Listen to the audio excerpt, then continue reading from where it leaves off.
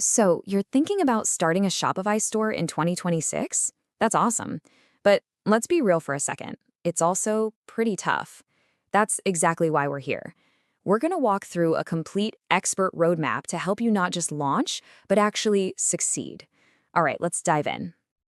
Okay, first up, I want to show you a number. It's kind of scary, honestly. 80%. This one number, it's pretty much the biggest wall new store owners run into. So what on earth is it? Well, it means that a whopping 4 out of every 5 new online stores, they just don't make it past the 2-year mark. And if you look at reports from places like Shopify Plus, the reasons are almost always the same. They didn't have a solid plan from the get-go, and they just couldn't get enough people to visit their site. It's a harsh stat for sure, but the good news is you can totally plan for it. So that leads to the big question, right? How do you make sure you're in the 20% that does make it? That's exactly what we're going to cover. We've got a proven 3-phase framework that's designed to get you there. All right, let's kick things off with phase 1, your blueprint. Think of this as all the crucial homework you do before you even think about designing a logo or picking a cool theme. Seriously, getting this foundation right is everything. And the absolute cornerstone of that blueprint? Finding a profitable niche. And look, this isn't just about selling something you think is cool. It's about finding a specific group of people who have a real need, a problem you can solve, and then turning them into fans for life. So, want to know where things are headed? A recent Statista report for 2025 pointed to these areas as blowing up. Things like sustainable fashion, personalized wellness, smart pet tech. You see the pattern, right? They all tap into bigger trends. People want eco-friendly stuff. They treat their pets like family. The real secret here is getting specific. Don't just sell pet stuff. Sell smart collars that track your dog's activity. See the difference? That's where the money is. Okay, so let's quickly wrap up phase 1. It boils down to 3 must-do steps. 1, find your niche and make sure people will actually pay for what you're selling. 2, go ahead and create your Shopify account. That's your home base. And 3, grab a custom domain name. This is your address online. Make it memorable. Once that blueprint is locked in, it's time for the fun part, the build. And that brings us to phase 2, building your digital storefront. This is where all that planning starts to look like a real, actual store. We're turning that blueprint into a gorgeous working website that's ready to bring in the cash. So first things first, you gotta pick a Shopify plan. Now, it's really tempting to just look at the price tag, I get it, but the smarter way to think about it is to match the plan to where you are right now. Honestly, for most people just starting out, the basic plan is perfect. It has everything you need. You can always upgrade later when you're growing and need the fancier tools. Now let's talk design. There is one thing that is more important than anything else. And I mean anything. It's how your store looks on a phone. With over 80% of all shoppers browsing on their phones, your site has to be perfect on that small screen.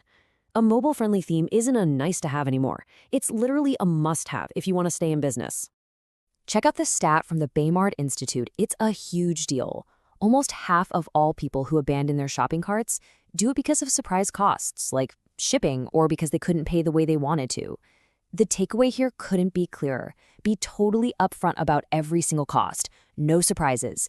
And give people lots of ways to pay. Shopify payments, PayPal, Apple Pay, the whole shebang. It's such a simple fix that can make you way more money. All right, here we go. This is the really exciting part. Phase 3, launching. The store is built. Your foundation is rock solid. Now it's time to flip the switch, open for business, and start finding those first customers. Okay, I've got another number for you, plus 25%. What could give a brand new store that kind of a boost right from day one? It's not just about your products, I'll tell you that. The secret is having the right tools in your toolbox. The data shows that stores with just 5 to 7 essential apps installed actually see a 25% jump in sales, on average. Think about that. These aren't just little bells and whistles. They're like powerful engines for your store that can handle marketing, make customers happier, and just make your life easier. So what are these essential apps? Okay, don't get overwhelmed by the App Store. Just focus on the jobs you need done. You need an SEO app so people can find you on Google. You need marketing apps for email and text messages to keep customers coming back. You absolutely need something for customer reviews. That's called social proof, and it builds trust. And of course, you need apps to help you manage your inventory and get your orders out the door. Once your store is officially open, please don't make the mistake of relying on just one way to get customers. That is a huge risk. You need a healthy mix. You've got SEO for that slow, steady, long-term growth. You've got paid ads for that instant traffic. You've got social commerce on places like TikTok Shop for easy in-app buying. And you've got email and SMS to build real loyalty. They're all pieces of the same puzzle. Okay, so we've talked about the blueprint, the build, and the big launch. But I need to be really clear about something. Getting that first sale, that's not the finish line, not even close.